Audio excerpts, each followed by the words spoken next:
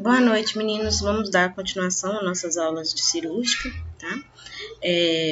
A gente já viu o paciente no pré-operatório, no transoperatório, e agora a gente vai para a sala de RPA. Só que antes, como eu tinha combinado, a gente vai falar um pouquinho sobre o bisturi elétrico e os cuidados de enfermagem que o técnico tem que ter ao colocar e para que serve esse aparelho, tá? O bisturi elétrico ele é um aparelho eletrônico que tem a propriedade de transformar a corrente elétrica alternada comum em uma corrente elétrica de alta frequência, sem causar lesão orgânica nem excitação nervosa. O efeito físico da eletrocirurgia se baseia na lei de Joule, ou seja, a energia térmica produzida de alta frequência aquece a ponta metálica do eletrodo positivo, passa através do corpo do paciente e é eliminada através da placa dispersiva, que está direta ou indiretamente ligada ao fio terra. Isso daqui são os componentes do aparelho de eletrocautério, as pinças e a caneta. Então, nós temos três tipos de pinça. A outra eu não coloquei não, que é a pinça de videolaparoscopia. São as cirurgias a vídeo. Tem o sistema monopolar e o sistema bipolar. Esse sistema bipolar, essa pinça ela é mais delicada, então ela é utilizada mais em mamoplastia, cirurgias cerebrais. E temos as placas, que são o eletrodo neutro, no caso, é por onde a energia vai ser dissipada. Temos a placa permanente e a placa descartável. Atualmente mais utilizada a placa permanente, porque ela tem uma durabilidade maior e um preço menor. Só que ela tem os seus contras. Porque ela não se adere, ela não fica fixa na pele do paciente. Já a placa descartável, ela é de uso único, ela é mais cara, só que ela adere totalmente à pele do paciente. Então, mesmo que o paciente se mova, essa placa ela vai estar colada na pele do paciente, muito aderida. E embaixo, aqui, o último é o aparelho. Então, assim, esse aparelho, ele tem potências de corte, potências de coagulação. Para você poder mexer nesse aparelho, você vai ter que ter um treinamento e um conhecimento sobre como funciona, qual a potência que vai ser utilizada. Se você tiver dúvida, principalmente nos primeiros dias de trabalho, você sempre tem que estar perguntando, porque igual eu falei, nós mexemos com vidas. Então, assim, ficar atento, se você não sabe mexer, se você tem dúvida, pergunte ao seu superior, que ele está lá para te ensinar e te orientar. Aí, nesse desenho aqui, eu coloquei os principais locais de posicionamento. Então, assim, usa-se os tecidos musculares, evita-se locais de proeminência óssea, porque a placa ela não fica bem aderida e pode correr o risco do paciente ele ter choque, tá? E ter queimaduras também, que a gente vai ver mais para frente. Então, assim, sempre dependendo da posição, do posicionamento do paciente, vai colocar nas partes que tem mais tecido muscular. Então, assim, a panturrilha, o glúteo, a região escapular são muito utilizadas. Quando é criança, eles fazem um enfaixamento dessa placa, principalmente dessa permanente, porque a criança ela mexe muito. Então, para não correr o risco, passa-se um crepom em volta da placa, para ela não sair do lugar. E ela não pode ficar úmida e tem que se colocar o gel. Nunca colocar a placa direto na pele do paciente. Tem que ter o gel condutor específico. A placa ela vai ser colocada no local mais próximo da cirurgia. Então, se faz até na região abdominal, vai dar-se preferência para o glúteo. Na perna, vai dar-se preferência para a panturrilha. Então, assim, o local mais próximo da área em que vai ser operada, para que essa energia ela percorra menos no corpo do paciente até ela ser dispersada. Mas com a placa permanente ou com a placa descartável, se ela está bem posicionada, não vai ter risco nenhum para o paciente. E não pode ter umidade nessa placa, a não ser o gel condutor, a única coisa que pode ter. Que às vezes coloca-se a placa, mas não observa que o médico fez uma asepsia depois no local, aí pode ter ido algum componente dessa asepsia, uma clorexidina, um álcool, e molhou essa placa permanente. Isso faz com que ela dê choque, pode dar queimaduras, pode produzir fagulhas. Então, assim, faz um coxinho em volta dessa placa permanente para não correr o risco de, no momento que o médico está fazendo a asepsia da pele do paciente, que ela não venha a se molhar, tá?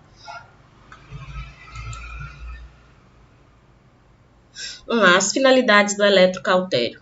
Eletrocoagulação, a oclusão de vasos sanguíneos e linfáticos através da solidificação das substâncias proteicas ou retração dos tecidos. Dissecção, consiste na secção dos tecidos, isso aí é uma das fases da cirurgia. E a fulguração, é a coagulação superficial. Ela é mais utilizada para remoção de pintas, de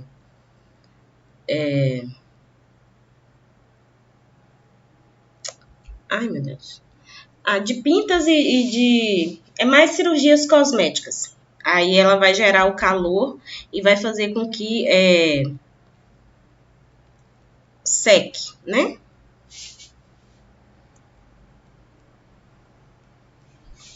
Agora nós vamos entender as fases, o que tem que ser feito. A pré-execução, separar os equipamentos e os acessórios e encaminhar à sala de cirurgia. Execução, conectar o bisturi. Conectar o bisturi na rede elétrica.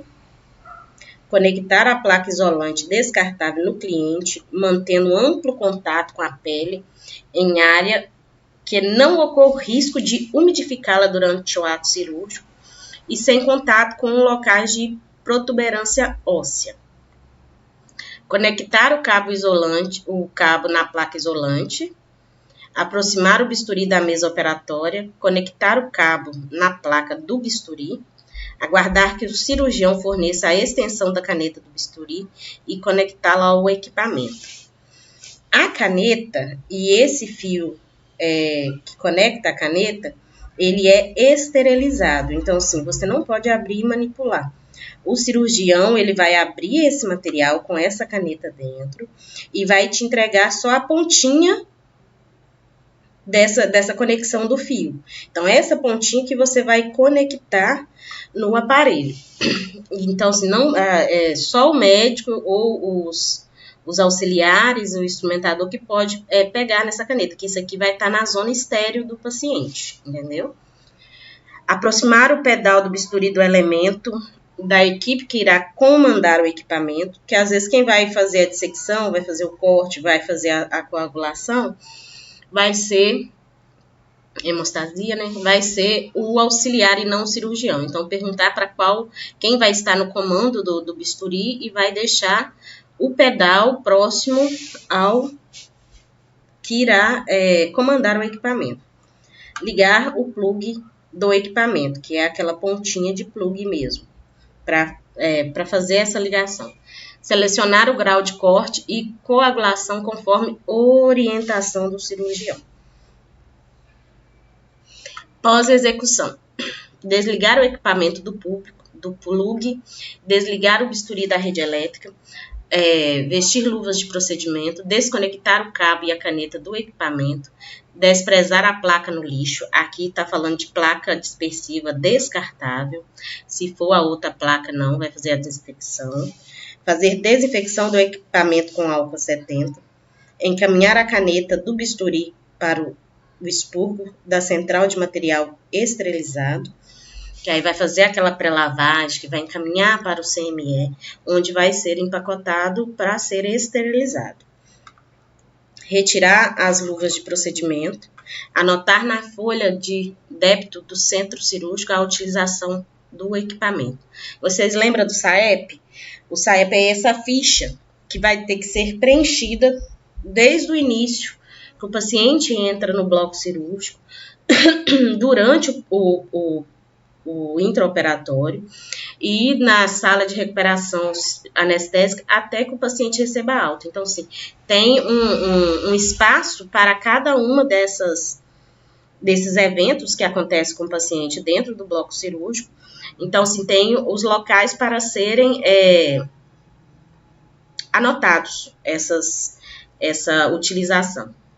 Avaliação. Avaliar o funcionamento adequado do equipamento, verificar colocação adequada da placa do bisturi, avaliar desinfecção do paciente do equipamento antes e após a sua utilização.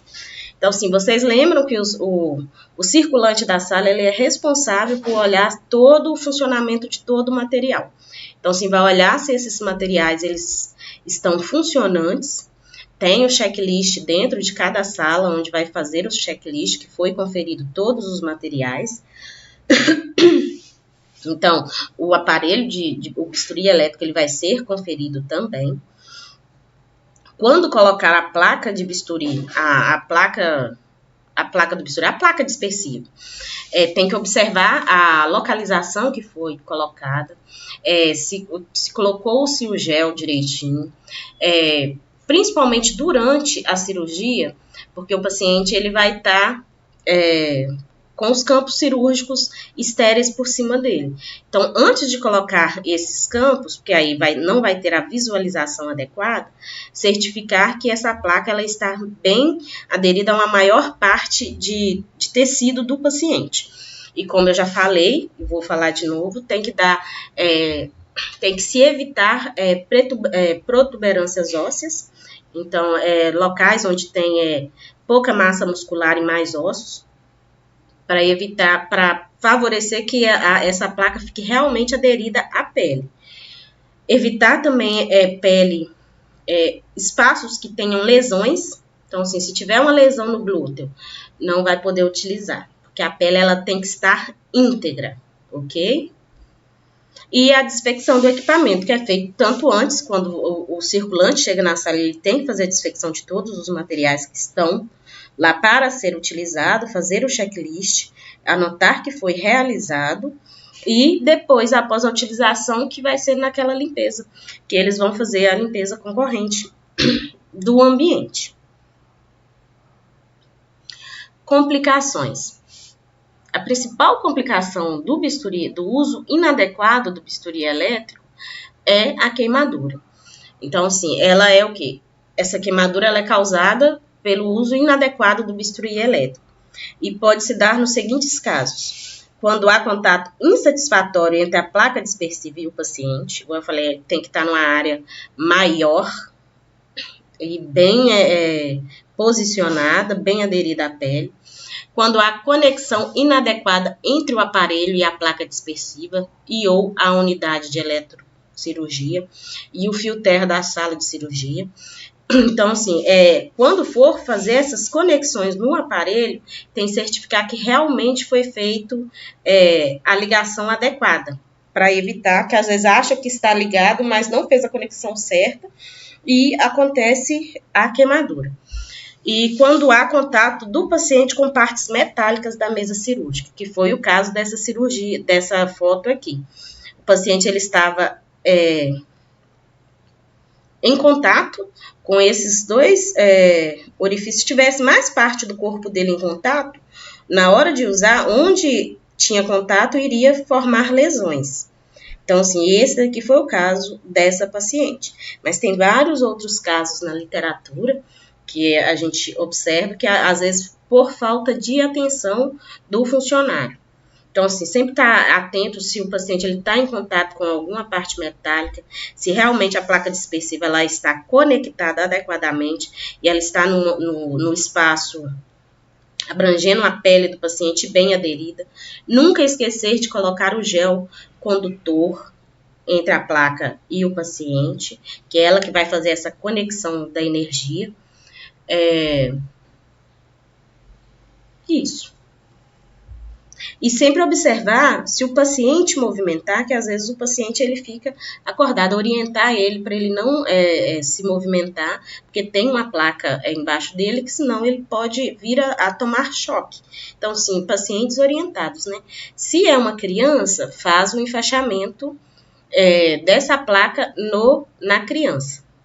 Mas na criança eles dão preferências para usar as descartáveis, porque ela tem uma cola, ela já vem com gel e vem com a cola que vai fazer com que ela fique aderida à pele da criança, né? E a criança ela movimenta muito mais e não tem a consciência que um adulto tem.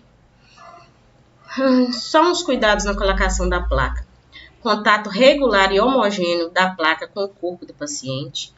Os locais mais utilizados para esses pins são panturrilha, face posterior da coxa e a região glútea. Deve evitar colocar a placa dispersiva sobre saliências ósseas, em áreas muito pilosas ou de tecido escarificado. Então, sim, deve-se evitar essas áreas. Por quê? Porque não vai ter o contato regular e homogêneo no corpo do paciente.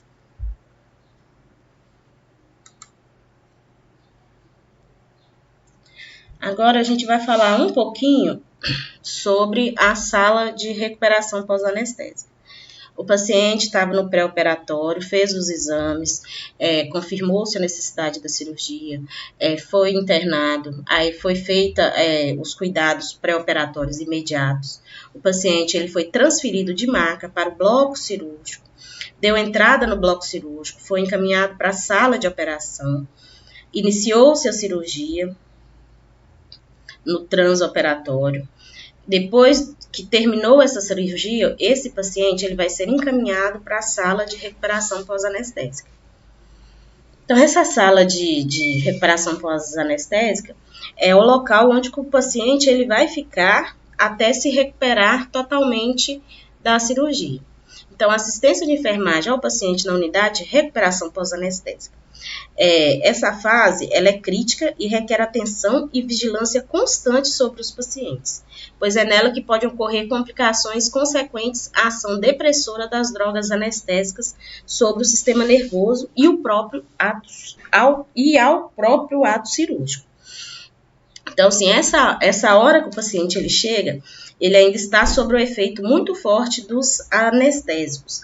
Então, nessa hora tem que ter um controle rigoroso, por isso tem um funcionário responsável só por ficar na sala de recuperação anestésica, porque ele tem que estar realmente atento aos sinais vitais do paciente, às reações do paciente, para ver para conseguir identificar antes que ocorra aquela complicação. Então, se no início dos sintomas das complicações, ele já vai estar atuando e chamando o anestesista, que é o responsável por esse paciente dentro do bloco cirúrgico. Na primeira hora, na RPA, o controle de sinais vitais ele é realizado de 15 em 15 minutos. Então, vamos lá. Primeiro o paciente já vai fazer a passagem de plantão. Então, assim, o circulante de sala vai falar para o técnico que é responsável pelo RPA, tudo o que aconteceu, qual foi a cirurgia, qual foi o posicionamento do paciente dentro da sala cirúrgica, quais as medicações foram feitas dentro do bloco cirúrgico. Isso tudo vai ser passado, o paciente ele vai ser monitorizado novamente, ele tem que ficar monitorizado enquanto ele estiver dentro da RPA. E aí começa-se a aferição dos sinais vitais. Então, se começa a verificar de 15 em 15 minutos. Aí, se o paciente ele está regular, começa de 30 em 30 minutos. Se continuar mantendo a regularidade, aí o tempo de verificação ela começa a ser mais espaçado. De 1 em 1 hora, de 2 em 2 horas e assim por diante. Para assistir o paciente nesta fase, a enfermeira planeja assistência a ser prestada, baseando-se nas necessidades básicas afetadas e estabelecimento de prioridades no atendimento. Então, a enfermeira ela vai fazer esse planejamento, que vai estar no SAEP, para que oriente o técnico que está lá a assistência que vai ser prestada. Mas a aferição de sinais vitais é padrão, vai começar de 15 em 15 minutos e observar se o paciente está dando hipotensão, se está dando hipotermia, porque se acontece algum, vamos dar um exemplo, uma hemorragia. O paciente ele começa a ter uma hemorragia, porque quando ele sai coberto, porque ele está com muito frio, então coloca-se mais cobertas em cima desse paciente para elevar um pouco a temperatura, que ele sai hipotérmico de dentro da sala cirúrgica, e a gente viu que a temperatura da sala cirúrgica ela tem que ser menor para se evitar o contágio de bactérias, o aumento e a disseminação de bactérias. Então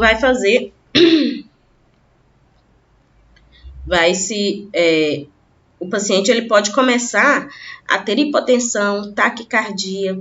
Aí, nessa observação, o técnico que é responsável pela sala de recuperação pós-anestésica tem que observar e tentar identificar o que está causando isso naquele momento.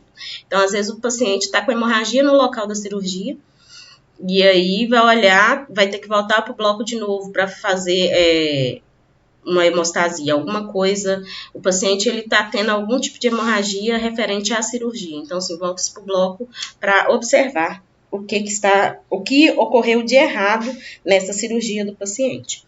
E o anestesista é o responsável. Então, qualquer irregularidade já chama o anestesista para estar averiguando. E na sala de RPA, o paciente ele sai da sala, ele não está entubado. Então, nessa sala é necessário ter um respirador, o kit para intubação, carrinho de emergência, porque esse paciente ele pode sair estável da sala cirúrgica e ele começar a ficar instável em alguns minutos pós-cirurgia. Então, assim, se precisar de uma intubação, não tem como correr com o paciente para a sala de cirurgia para fazer o primeiro atendimento. Não, o primeiro atendimento vai ser realizado na sala de recuperação pós-anestésica. E aí, nós temos uma escalinha que é utilizada dentro da RPA para observar, para avaliar algumas respostas do paciente, que é essa escala de Aldrete e Crowling. A definição. Essa escala é composta por 5 parâmetros para avaliar com pontuação de 0 a 2, sendo 0 a pior resposta e 2 a melhor resposta. Então, em itens de avaliação, são 5 itens que vão ser avaliados. Então, isso vocês têm que lembrar. Quais são os itens que são avaliados na escala de Aldrete? Consciência, atividade motora, respiração, circulação e saturação de O2. A consciência. Como a gente viu, ela é numerada 0, 1, 2, sendo 0 a pior nota e 2 a menor nota. Isso tudo vocês vão fazer essa verificação perto do paciente, conversando com o paciente. O paciente está completamente acordado, então ele está 2. Então, assim, o efeito da anestesia já está bem mais, já passou, ele já consegue estar acordado sem precisar ser chamado. Então, ele vai estar pontuado 2. 1, acorda quando chamado. Se o paciente ele acorda quando é chamado, então assim, ele está num sono mais profundo. Então, se ele ainda está sob efeito da anestesia. Mas se o paciente ele não acorda nem quando é chamado, então é 0. Então, isso aí é uma pior resposta. Quando é assim, observa-se os outros parâmetros também para ver o grau de severidade desse paciente. Atividade motora. Pede para o paciente ele movimentar os membros. Se ele consegue movimentar os 4 membros voluntariamente ou sob comando, é 2. Se ele consegue movimentar apenas 2 membros voluntariamente ou sob comando, é 1. Fala assim, levanta a perna, levanta o braço, levanta o outro. Se ele não consegue levantar os 4, então é 1. Não consegue movimentar nenhum membro, é 0. Respiração. Pede para o paciente respirar profundamente e tossir. Se ele consegue fazer isso, é 2. Se ele está com dispneia ou limitação para respirar, é 1. Se ele está com apneia, é 0. O paciente que ele está mais 0, ele está pontuando pior, esse paciente provavelmente ele vai precisar de ser reentubado, vai precisar de reanimação cardiopulmonar. Então, assim, quanto pior a nota, mais severo é o quadro que o paciente está de uma complicação. A circulação. Vai olhar a PA com alteração até 20% dos níveis pré-anestésicos, para baixo ou para cima. Então, assim, se a pressão ela aumenta 20% ou ela abaixa 20% dos níveis que estava no pré-anestésico, antes de fazer a cirurgia, ele está 2. PA com alteração de 20% a 49% dos níveis pressóricos, para cima ou para baixo. Então, se o paciente dá uma hipotensão severa, ou ele dá, não tão severa, né, mas dá uma hipotensão, ou ele dá uma hipertensão de 20% a 49% dos níveis pré-anestésicos, ele é pontuado com 1. A pressão com alteração maior ou igual a 50% dos níveis pré-anestésicos, para cima ou para baixo, é 0. Então, se esse paciente ele pode estar dando um AVC, uma embolia, ele pode estar dando um choque anafilático, um choque hipertensivo, se ele ficar muito hipotenso. Então, assim, tem que iniciar a soroterapia rápida, tem que fazer medicações para aumentar ou abaixar esse nível pressórico. A saturação de O2. Mantém a saturação até 92% em ar ambiente, é 2. Necessita de oxigenação para manter a saturação maior que 90%. Então, assim, se o paciente ele está em ar ambiente, é quando ele não está usando nenhum tipo de catéter nasal de O2. Então, assim, no 2, se ele mantém a oximetria de pulso, que é aquele que a gente põe no dedinho, acima de 92%, sem a necessidade de oxigênio, ele já é considerado 2, que ele está respirando muito bem e a oxigenação ela está sendo efetiva. Se ele necessita de O2 para manter a saturação acima de 90, é 1. Então, assim, o paciente, se tira ele do O2 por catéter, a saturação dele cai. Então, ele necessita desse oxigênio. Então, alguma coisa pode estar acontecendo com os pulmões do paciente, que ele não está conseguindo realmente fazer a oxigenação correta do corpo. 0, ele apresenta saturação menor que 90, mesmo com oxigenação. Então, o paciente está com catéter nasal, está em O2, e mesmo assim a saturação dele não aumenta acima de 90%. Aí você me pergunta, mas como é que a gente vai olhar esses valores? Tem um monitor cardíaco que vai fornecer o eletrocardiograma do paciente, a pressão, a oxigenação. Tem uns que tem até o termômetro, tudo nesse aparelho. Então, se conecta no paciente. Conectado no paciente, o aparelho vai fazer essas medidas constantemente. Então, assim, o funcionário ele tem que só observar o paciente e observar os sinais que estão aparecendo nesse monitor cardíaco.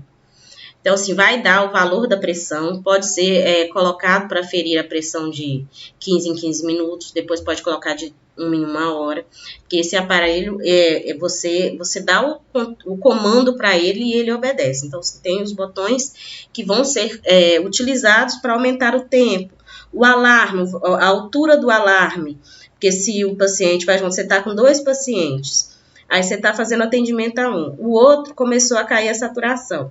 Então, esse aparelho, ele tem configurado nele, é só o técnico ele colocar a configuração, que quando passa dos níveis normais, aceitáveis para um pós-operatório, ele vai apitar.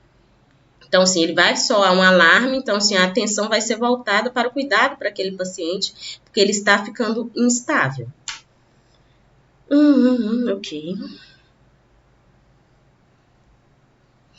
Então, vamos lá. A enfermeira deve receber, juntamente com o paciente, um relatório contendo informações sobre o transoperatório concernentes os seguintes dados. Então, isso aí vai ter que estar no prontuário do paciente. Igual eu falei, gente, tem que ser anotado tudo. no prontuário do paciente. O tipo de anestesia, cirurgia realizada, a posição cirúrgica que o paciente ficou durante o ato operatório, o uso do bisturi elétrico e o local da placa dispersiva. Então, sim, alguns hospitais eles já deixam isso tudo de forma mais fácil. Ao invés de relatar escrevendo, tem os locais só para assinalar o que foi utilizado, que isso otimiza o tempo. Então, assim, foi utilizado bisturi elétrica, mas a placa dispersiva em panturrilha no membro inferior direito. Então, aí tá bem colocado. Porque se esse paciente, ele é um paciente, vocês não anotaram, aí ele sai, recebe alta, vai pro quarto e acontece alguma coisa e ele se queima lá no quarto. Aí ele fala que foi a queimadura realizada pela placa dispersiva. Aí, na hora que vai ler as anotações, tá escrito, ele queimou uma perna, aí tá escrito que colocou-se a placa dispersiva em outra perna. Então, assim, vai ficar valendo o quê? A anotação de enfermagem. Se ela está bem relatada, não tem como ser contestada, porque aquilo é documento, a gente não pode colocar mentiras nos prontuários. Então, assim, a gente só coloca o que a gente realmente realizou. E isso em processos evita-se muitos transtornos quando tem um prontuário bem relatado. Se houve alguma intercorrência durante a cirurgia, presença de drenos, sondas e venóclises, que são as punções. Então, assim, tem que estar anotado e também vai ser passado verbalmente. Porque se o paciente está com dreno, aí ele vai ser transferido para a sala de RPA com esse dreno fechado. Então, quando chega na sala de RPA, que o paciente vai ficar no leito da sala de RPA, tem que observar se esses drenos foram abertos, se o paciente ele não está por cima de nenhum, dobrando a sonda vesical de demora, que às vezes acontece da sonda estar dobrada e não foi observado. Então, assim, observar se a sonda foi dobrada, o soro, se ele está pérfio, se ele está funcionante, se ele está tendo retorno sanguíneo, se o gotejamento do soro está adequado. Isso tudo tem que ser observado, porque na hora do transporte da sala, da mesa cirúrgica para a maca, para colocar esse paciente na sala de RPA, o paciente ele perdeu o acesso venoso nesse percurso. Tem que ser funcionado assim que ele chega. Porque se esse paciente tiver algum tipo de complicação, ele vai precisar de um acesso venoso funcionante. Então, assim, o paciente chegou, deu algum problema, viu-se que o acesso venoso dele está perdido, já providencia um novo acesso imediatamente. O paciente chegou, monitorizou o paciente, vai fazer uma nova punção. Porque se o paciente complicar, isso aí como diz, um decisivo para acontecer algo ruim. Então, se o paciente ele está sem acesso, ele começa a dar uma hipotensão severa, precisa iniciar uma quantidade de volume de soro muito alto e medicações endovenosas. Aí vai observar a veia estar perdida. Olha o tempo que se perde para fazer esse atendimento adequado, se isso estiver acontecendo. O estado geral do paciente ao deixar a sala cirúrgica. Assim, os pacientes, na maioria das vezes, eles respondem, mas eles estão sonolentos, ou às vezes não respondem, mas eles estão respirando bem. Isso tudo vai ser relatado. Não, o paciente está bem, está consciente, orientado, mas muito sonolento ainda. Isso vai ser relatado. E com o tempo, vocês vão aprendendo as terminologias e escrevendo. Quanto mais bonito e bem escrito nos termos técnicos os seus relatórios, mais bem vistos vocês são pela equipe, pelo resto da equipe, que mostra que realmente vocês têm conhecimento do que vocês estão escrevendo. Então, assim, quando vocês forem para o estágio, observe muito os relatórios das enfermeiras, porque elas têm o certo, o correto, é que elas tenham um relatório mais completo. E tem alguns profissionais técnicos que ainda fazem o serviço bem feito. Então, sim, tem alguns colegas técnicos que podem, sim, vocês podem modelar para fazer um relatório bem feito. Mas com o tempo, que isso não ocorra com vocês, eles vão ficando meio que preguiçosos, não sabendo o risco que isso tem de acarretar problemas para eles no futuro. Porque um relatório mal feito, em questão de processo, pode dar problema para aquele funcionário que estava prestando cuidado ao paciente. Então, assim, o relatório ele tem que ser conciso, mas amplo. Conciso, mais claro, porque o conciso ele é mais reduzido, mas é mais bem claro. Então, assim, o paciente ele está consciente, sonolento, abertura ocular espontânea, responde aos comandos verbais. Então, assim, vocês vão escrever como vocês veem o paciente, porque no caso de alguma dúvida, fala, não, eu perguntei para o paciente, deixei anotado, não, ele chegou para mim consciente, orientado e verbalizando. Aí vocês colocam que eles está respondendo a comandos. Então, assim, o cuidado com o relatório é muito grande, viu, meninos? E recomendações especiais sobre o pós-operatório. Então, assim, se o paciente, ele ficou, o médico, ele restringe o paciente de um tipo de posição. Então, essas recomendações têm que ser passadas para o colega, e quem está na sala de IRPA também vai passar para o colega que vai receber esse paciente e encaminhá-lo para o quarto. Então, assim, se o paciente ele está restrito,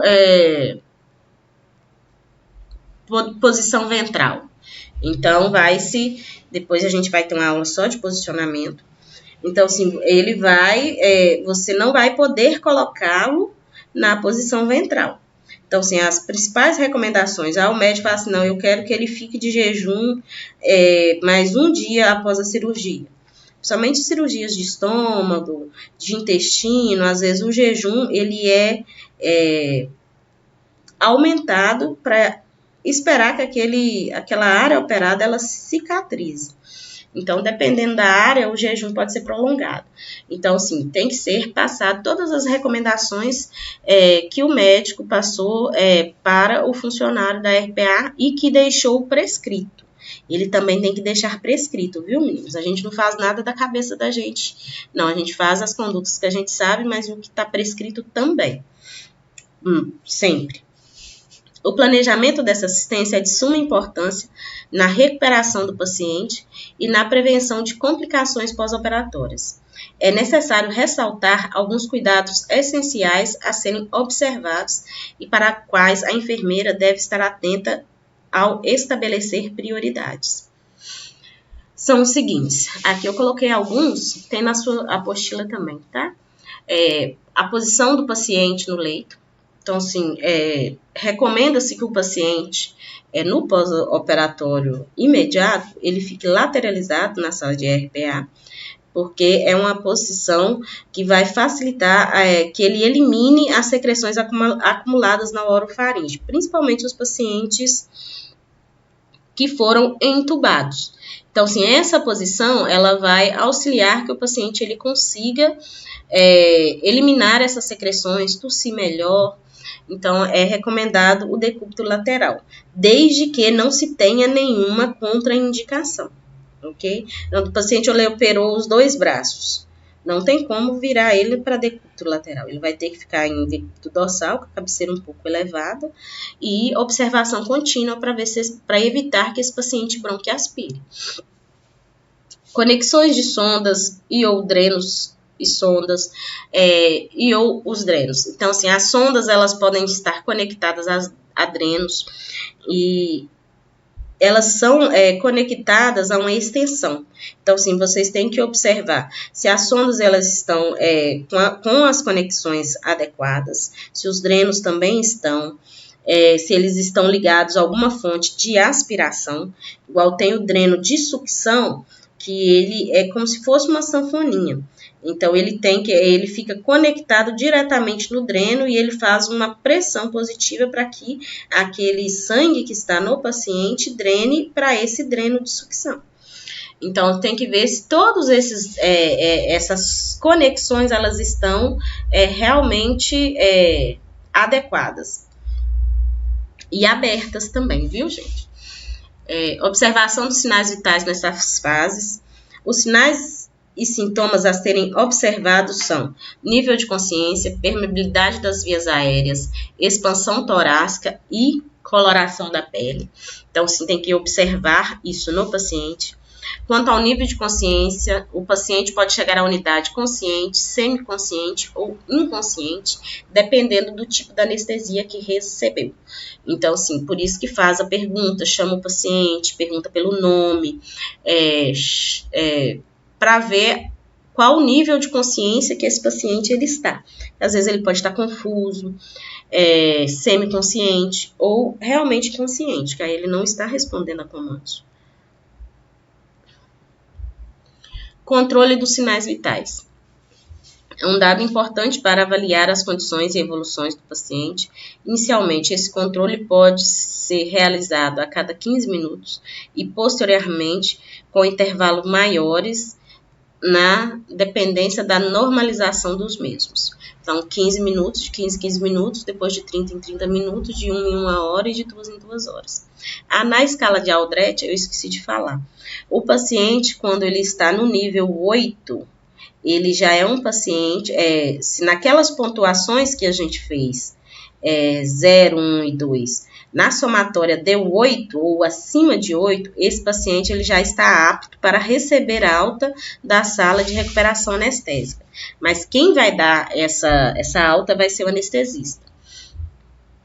Observação do curativo cirúrgico deve ser observado a fim de verificar a presença de sangramento. Então, se observar o local da cirurgia, observar o curativo, porque logo após a cirurgia, às vezes ele pode ter um sangramento, dependendo da cirurgia, normal, mas dá para observar quando está tendo um sangramento fora do contexto daquela cirurgia. Então, tem que observar o curativo cirúrgico, tanto na hora que o paciente chega, quanto na hora de olhar aferir os sinais vitais. Quando você vai aplicar a escala de Aldrich, sempre está avaliando e anotando. E tem que deixar anotado. Vai falar assim, curativo em região abdominal, flanco direito, sem presença de sangramento. Ok, você deixa o relatado. Aí, às vezes, durante o transporte do paciente lá para o quarto, eles foram e manipularam o paciente de forma inadequada. E essa começou a sangrar. Para evitar, por isso que o relatório é muito importante, para evitar que fique assim, jogando culpa, foi o setor tal que fez esse sangramento. Aí está escrito que você liberou o paciente com curativo sem presença de sangramento, curativo limpo e seco. Então, já sabe-se que ele não saiu de dentro da sala de RPA para o quarto com algum tipo de sangramento, porque o curativo estava limpo e seco. Outra coisa também, a administração da medicação em infusões venosas prescritas, bem como oxigênio umidificado. Compete à equipe de enfermagem observar e anotar a quantidade dos líquidos ingeridos e eliminados, seja através da diurese, drenagem, vômitos ou outras perdas, com o objetivo de garantir a manutenção do equilíbrio hídrico e eletrolítico. Eu acho que é na enfermagem médica, vocês vão aprender sobre o balanço hídrico, se eu não me engano. Aí, o balanço hídrico é o quê? É tudo que o paciente ele ingeriu e tudo que foi eliminado. Então, assim, você vai fazer a somatória para ver o valor que foi ingerido e o valor que foi eliminado. Porque o paciente ele não pode nem eliminar menos e nem eliminar mais quantidade do que o valor que ele que foi ingerido nele. Então, na somatória lá, depois faz a somatória, diminui, o valor tem que ser muito próximo do zero, que nem assim, foi infundido 1000, o paciente ele urinou as eliminações, seja sangue, seja líquido, seja diurese, vômito, foi 1000. Então, tá ok, esse paciente ele está equilibrado. Mas aí, se o paciente ele está ou tendo percas de líquidos muito grandes, ou acumulando muito líquido, alguma coisa não está funcionando direito na hemostasia, no sistema hemodinâmico desse paciente. Tá? Por isso, tem que deixar anotados os volumes de diurese, de drenagem, antes de liberar o paciente para o quarto. Então, assim, faz a avaliação, observa-se a quantidade, faz essa mensuração e faz a anotação. Todos os hospitais têm os modelos próprios de anotação, tá? Então, isso aí vocês se adequam com o ambiente que vocês vão trabalhar e com os protocolos que cada ambiente tem. Se não tiver uma folha específica para anotar esses dados, tem que ser relatados no relatório mesmo de enfermagem. Então, assim, desprezado diurese 100 ml, desprezado dreno de sucção à direita 50 ml, paciente apresentou vômito mais para 4 mais. Então, quando é mais para 4 mais, significa o quê? Que o paciente ele vomitou pouco. Aí, se ele vomitou médio, que isso aí é calculado, cada cruzinha mais ou menos como se fosse 100 ml. Então, assim, ele vomitou uma quantidade pequena. Então, você põe mais, tracinho, 4 mais. Então, assim, o limite desses tracinhos são 4. Isso aí depois eu vou ver se eu mando alguma coisinha para vocês. Mas isso vocês vão aprender na clínica médica sobre balanço hídrico, tá? Qual o objetivo de fazer essas anotações? O objetivo de garantir a manutenção do equilíbrio hídrico e eletrolítico do paciente. Porque se o paciente está com muita perda, vai precisar de iniciar infusões de soro e de eletrolíticos no soro para conseguir esse equilíbrio. Se o paciente está retendo, tem que usar alguma medicação diurética no paciente, porque senão ele vai ficar todo edemaciado. Porque se não está saindo, está acumulando dentro do paciente. Então, ele fica edemaciado. Então, usa algum remédio diurético e diminui-se a quantidade de infusão de soro, ok? Agora a gente vai falar um pouquinho dos tipos de cicatrização. Como a gente viu, vai fazer a cirurgia, né? Então a gente tem que entender quais são os tipos de cicatrização que vai ocorrer naquela ferida operatória. Vou passar assim mais por cima, que vocês também já viram esse tópico em outras áreas, mas é só para lembrar que tem essa conexão com a ferida operatória. Então, os tipos são primeira, segunda e terceira intenção. Vamos entender qual. A primeira intenção é a perda tissular mínima, em que as bordas não são muito afastadas. Exemplos, incisão cirúrgica, sem infecção e sem muito edema. Então, assim, o ideal é que ela esteja com as bordas bem encostadas e sem infecção e sem edema. Então, ela é primeira intenção. Então, sim, aquele corte que foi feito cirúrgico, foi feito a sutura, e a sutura ela ficou bem unida e não tem sinal nem de infecção e nem de edema.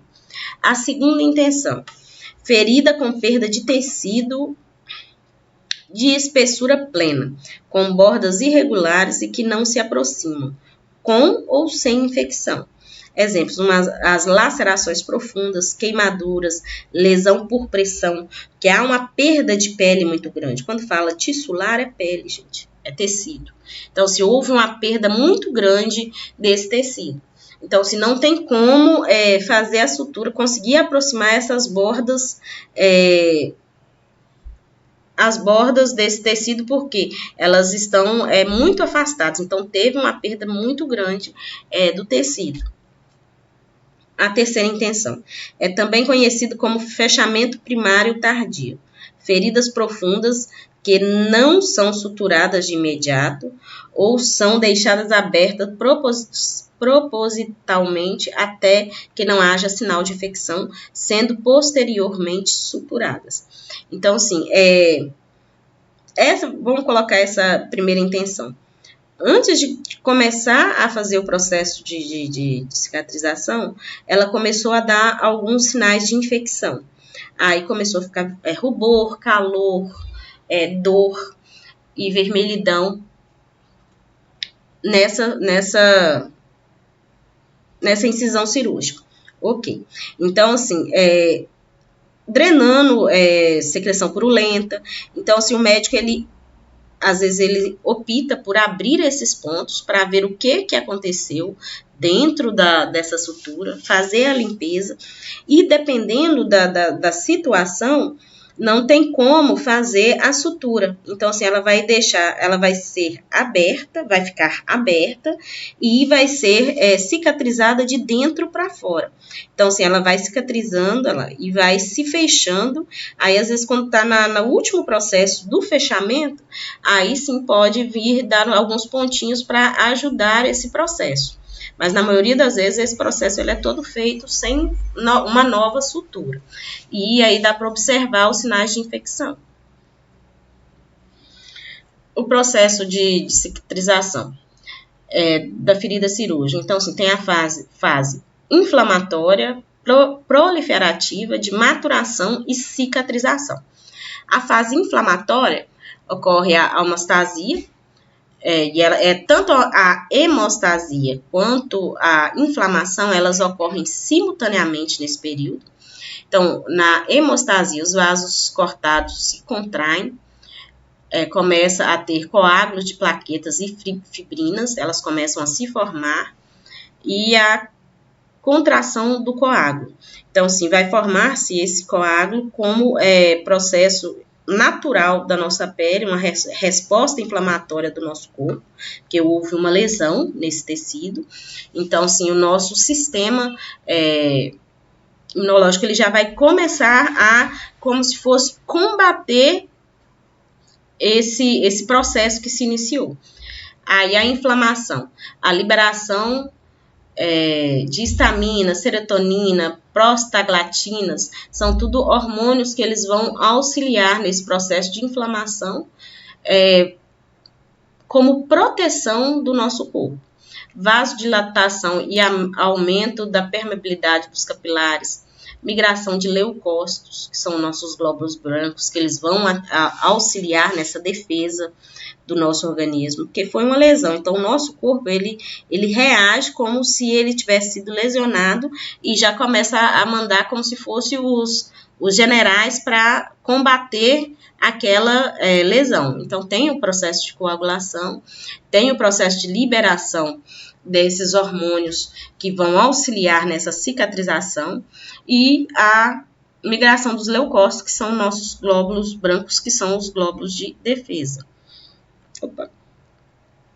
A fase proliferativa. O fibroblasto, eles penetram na ferida, tem a síntese dos coágulos, novos vasos sanguíneos e linfáticos se formam, proliferação e migração epitelial. Então, se vai começar a formar-se uma nova pele. Fase da maturação, remodelação das fibras de colágeno. Então, vai começar a ser remodelado e aumento da resistência tensional. Porque vocês veem que quando uma ferida ela está em processo de cicatrização, aquela nova pele que é formada, ela é bem sensível. Então, nessa fase de maturação, é começado a trabalhar essa resistência do tecido, para que realmente ocorra a cicatrização. Então, tem a retração da ferida, que aí é como eles falam muito, quando começa a coçar a ferida, quando ela está na última fase de cicatrização, parece que ela está se puxando, mas não, é porque ela realmente está cicatrizando e ela está aumentando a resistência dela, e aí finaliza o processo de cicatrização. Aí o paciente, aquele tecido, aquela pele, ela vai ser cicatrizada. Vamos lá. Na primeira fase, ainda falando dos processos, das fases.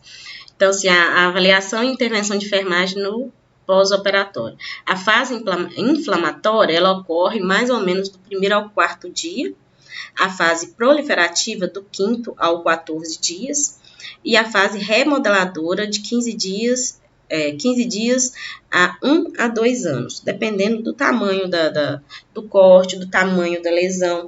Isso aí serve não só para ferida cirúrgica, mas para qualquer tipo de lesão, tá? Então, o nosso organismo ele vai trabalhar nessas 3 fases, primeiro inflamatória, depois proliferativa e depois a fase remodeladora. tá? Então, no primeiro a quarto dia é a fase inflamatória. Então, acontecem reações vasculares e celulares. O que tem que ser observado? Dor, calor, rubor, tumor e perda da função. Então, sim, ele pode ficar com um aspecto como se fosse de um tumor. Então, tem que observar que esses são sinais que está iniciando também, se ficar muito intenso, está iniciando uma inflamação, ok? Que há uma dor tolerada, normal, do corte, do processo de cicatrização, mas quando aparecem esses sinais logísticos, é para ter atenção que o paciente ele pode estar iniciando um processo inflamatório.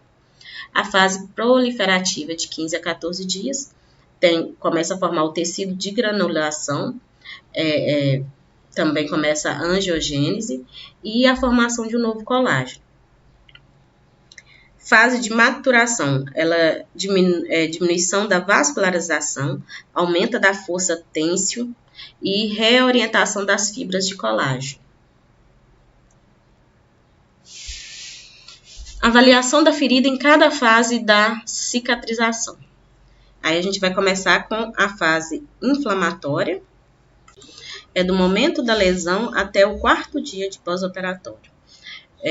O que a gente vai olhar? A mensuração dos resultados, que é a cor e a imagem da incisão e margens da incisão, inflamação do tecido adjacente, tipo de drenagem, quantidade de drenagem, material de sutura, novo tecido reptilizado. Então, quais são os resultados normais para cada um desse resultado?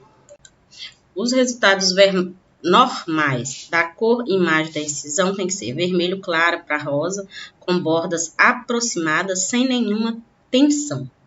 E os resultados anormais que podem ser observados. Tensão evidente na linha de incisão. Então, isso tem que ser observado e relatado. Inflamação do tecido adjacente. Então, o que vocês vão olhar, né, em relação a isso? Tumefação, critema ou despigmentação da pele, quente ao toque, dor e edema. Então, se aquela área onde foi feita a incisão cirúrgica, nessa lesão, ela pode estar avermelhada, ela pode estar edemaciada, ela pode começar a ter despigmentação da pele, então pode ser que ocorreu um corte de algum vaso importante, então assim, ela começa a ficar esbranquiçada.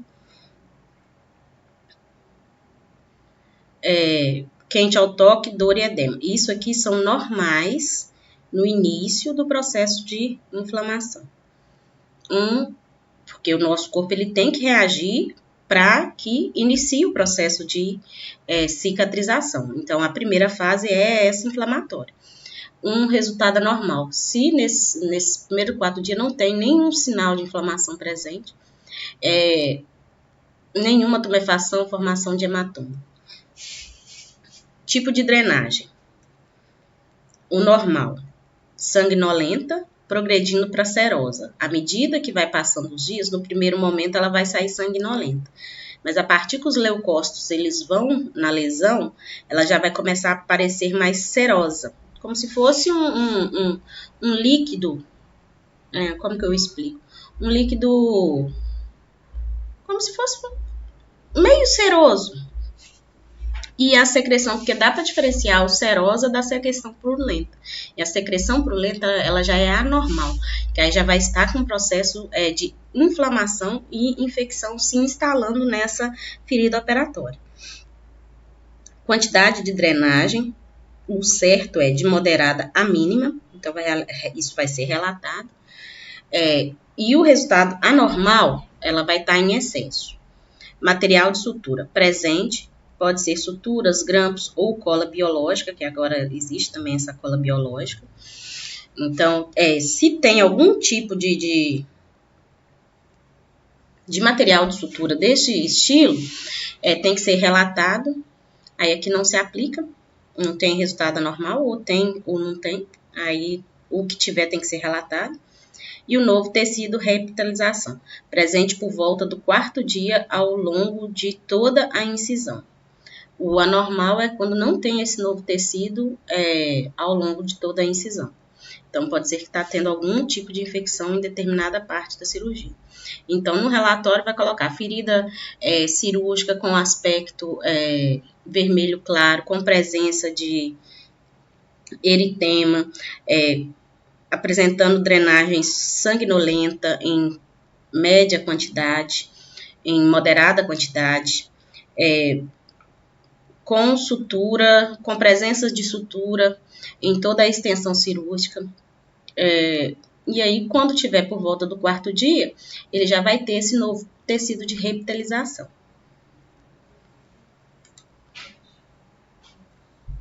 A proliferativa é do 5º ao 14º dia do pós-operatório.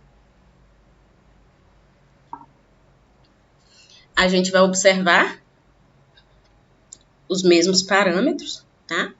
Então, os normais, vermelha progredindo para rosa, tonicidade da pele do paciente, igual morenos, ela não vai ficar rosa, ela vai começar a ficar da cor da pele do paciente. Resultados anormais, as margens não estarem bem próximas e com tensão evidente na linha de incisão entre o 5º ao 9º dia, e as bordas da ferida permanecerem vermelhas, progredindo para rosa claro entre 10 a 14 dias. Inflamação do tecido adjacente ausente, então se não tem nenhum processo de inflamação mais, que já passou para outra fase. O resultado anormal, resposta inflamatória prolongada, e entre o 5º ao 9º dia, formação de hematoma. Então, sim, forma-se um hematoma tardio nessa ferida operatória, então é uma coisa a se preocupar, que está acontecendo algum tipo de complicação nessa ferida operatória. Tipo de drenagem, na fase proliferativa já vai estar ausente, então não vai ter quantidade nenhuma drenada, tá? Os resultados anormais para o tipo de drenagem e quantidade de drenagem, a partir do 5º ao 14º dia, qualquer tipo de drenagem tingida de vermelho, amarelo ou pus, já está mostrando que tem alguma coisa, alguma complicação acontecendo. E a quantidade entre o 5º e 9º dia apresentar drenagem de quantidade moderada à mínima, e do 10º a 14 dias apresentar drenagem em qualquer quantidade. Entendeu? Porque o normal era para estar ausente, não era para ter nenhum tipo de drenagem em nenhuma quantidade. Então, assim, se ele apresenta nesses períodos, ele está com um processo de cicatrização retardado. Então, tem que descobrir, às vezes pode ser algum aspecto fisiológico do paciente mesmo, algum tipo de